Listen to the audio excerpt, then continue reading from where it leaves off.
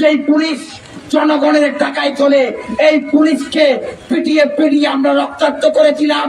আমরা ইউনোকে প্রশ্ন করতে চাই, আমরা ওসিকে প্রশ্ন করতে চাই, আপনারা কি ৩৬ জুলাই দেখেন নাই তখন কিভাবে বিক্ষুব্ধ ছাত্র জনতার ওই থানাগুলোকে চালিয়ে দিয়েছে? আপনারা কি তখন দেখেন নাই?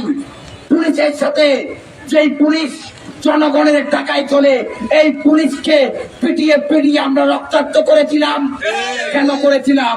তারা দলীয় ভাবে অন্ধ হয়ে গিয়েছিল। এই ছাত্র জনতার রক্তের মধ্য দিয়ে ক্ষমতা পেয়ে আবার তারা জালিমের ভূমিকায় অবতীর্ণ হয়েছে। আমরা দেখি এই জুলাই গণঅভ্যুত্থান কেন হয়েছিল।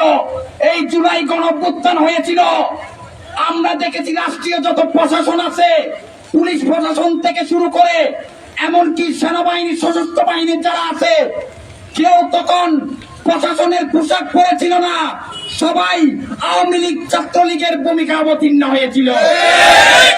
যখন উপজেলা প্রশাসন, পুলিশ প্রশাসন, থানা প্রশাসনে বিরোধী দলের কেউ ঢুকতে পারে নাই, এখানে জামান জাভেদ সে ছিল, তার কুখ্যাত বিখ্যাত পিএস ছিল, তাদের কথা ছাড়া এখানে ওসি থেকে ইউনো কারো কলম নড়ত না। আমরা এখনো দেখি, আমরা প্রশাসন থেকে শুনি, আমরা যখন বিরোধী দল থেকে ইউনোকে কিছু বলতে চাই, কোন প্রশাসনিক কর্মকর্তাকে কিছু বলতে চাই, তখন বলে আপনারা এমপি সাহেবের সাথে কথা বলুন।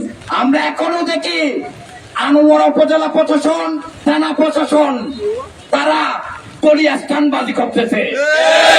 আমরা এখনো দেখতেছি এমপির নির্দেশনা ছাড়া কোন একটা ফাইল উপজেলা প্রশাসনে নড়ে না। আমরা এখনো দেখি সরকারি যে সহায়তাগুলো আছে, পিসিবি থেকে শুরু করে ওএমএস, সবগুলো আমরা এখন খবর পাই বিভিন্ন নেতা কেতা যারা আছে বিএনপির, তাদের মধ্যে ভাগ বাটোয়ারা হয়ে যায়। আমরা এখনো দেখতেছি এই ফ্যামিলি কার্ডের নামে বিভিন্ন ধরনের ওখানে নিয়োগ নিচ্ছে, কিন্তু সাধারণ শিক্ষার্থী, সাধারণ তরুণ যারা সেখানে যাচ্ছে, তাদেরকে বলা হচ্ছে এমপি থেকে সুপারিশ নিয়ে আসেন।